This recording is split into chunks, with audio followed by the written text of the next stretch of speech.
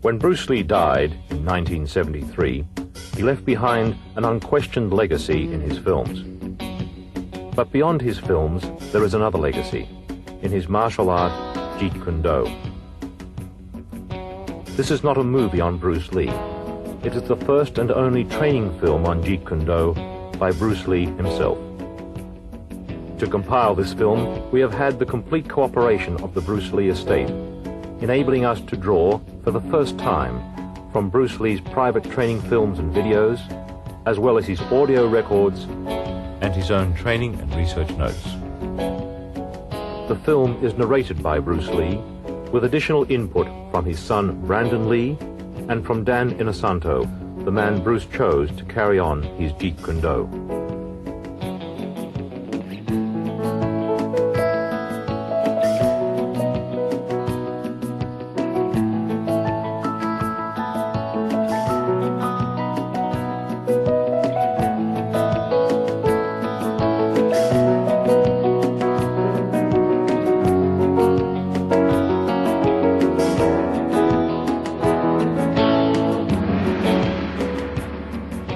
My last name is Lee, Bruce Lee. I was born in San Francisco in 1940. My martial art is in Cantonese Jeet Kune Do, the way of the intercepting fist. In case you have missed the recent news, Jeet Kune Do, of which I am the founder, has been elected and accepted into the Black Belt Hall of Fame in America. This marks the first time a recently developed form of martial art is nationally accepted. No, Jeet Kune Do is not thousands or even hundreds of years old. It started in around 1965 by a dedicated and intensified man called Bruce Lee, and my martial art is something that no serious martial artist can ignore. I met Bruce Lee in 1964 through Ed Parker, who was my Kempo karate instructor at that time. And it was the first year of the first international karate championships held in Long Beach. When Bruce arrived in the United States, he had the training in Wu-style Tai Chi, sometimes in Hong Kong they call it Unga. And he had, of course, training in Western boxing. He had training in fencing from his brother. That's Epee, that goes from toe to head. He had training, obviously, in Wing Chun. And the other area was the training he had received in, they call it Buk Pai, or it's Tam Toi. He knew 12 sets in Tam Toi. And then believe he traded with a Choi Lee Fat man. So those were the arts that Bruce brought into the United States. In the beginning, he used the Wing Chun as the base system, or the first system. But as time went on, he went away from that, started to extract different things from different systems and put it to his personal use. That's why we say absorb what is useful and reject what is useless for you. That's the concept. Okay? He says using no way as a way. In other words, it's not a Japanese way, it's not a Chinese way, it's not a Korean way, it's not an Okinawan way, it's not a Filipino way, it's not an Indonesian way. He's saying using no way as the way. You are the way. Okay? Then he's saying using no limitation as the limitation. That's the concept in Jeet Kune Do. That means I don't limit myself to a Filipino style or an Indonesian style or a Malaysian style. I use what is useful for me, because at certain times a certain art may be useful under a certain environment. Kung Fu is originated in China. It is the ancestor of karate and jiu-jitsu. It's more of a complete system, and it's more fluid. Kung Fu can be practiced alone or with a partner. Practicing alone, they involve form. Some imitate a crane, a monkey, a praying mantis. Martial art include all the combative arts like karate or karate, judo, Chinese kung fu or Chinese boxing, whatever you call it. All those.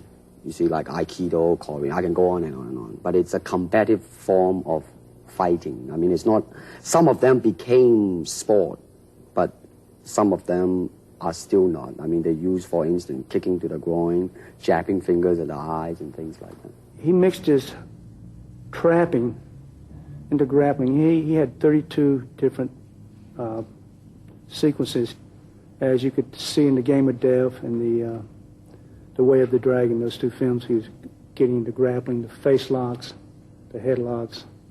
Originally, Bruce taught us various different trapping methods. For instance, if the punch was to come and we were to trap it, we would come back here and we would lock up. This would be the lock-up positions that we would use. To me, ultimately, martial art means honestly expressing yourself. Now, it is very difficult to do. I mean, it is easy for me to put on a show and be cocky, and be flooded with a cocky feeling and then feel like pretty cool and all that.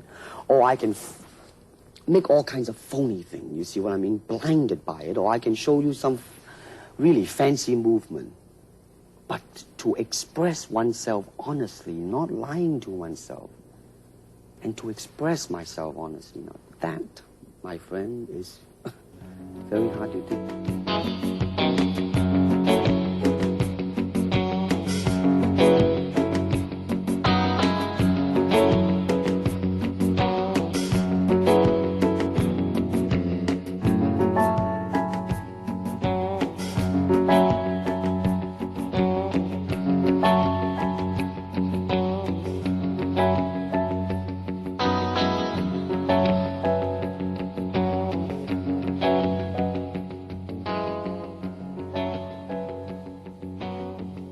Ever since the big boss, there seems to be a wave, a hot wave, in fact, of finding another Bruce Lee among all types of people, particularly martial artists, ranging from karate man, hapkido man, judo man, etc., etc., forgetting about whether or not they possess the ability to act, just so as they can halfway decent to kick or punch, and hopefully, knowing a few tricks or gimmicks, the producers will make them a star. Now let's stop about here. Is it that simple to become a star? Well, I can assure you it's not that simple. Also, I can tell you that as more Bruce Lee's films are shown, the audience will soon realize not only in acting ability, but in physical skill as well, they will see the difference. For example, in The Way of the Dragon, my skill is matched with an American champion, Chuck Norris, who happens to be a 7-time winner of both the All-American Open and World Karate Championship as well. Then there is Bob Wall, the 1970 heavyweight karate champion, plus Wang Yanjik, the 7th degree Hapkido expert, which some audience have seen him in the film called Hapkido. Of course, it is only movie making, people will say, but I'm sure that the audience are not so insensitive as to not be able to see and judge by themselves and compare these men's speed, power, rhythm, coordination, versatilities, etc., etc. I started training with my dad really as soon as I could walk. I mean, my dad was a really diligent trainer, and he always had people over at the house practicing. My dad had a circle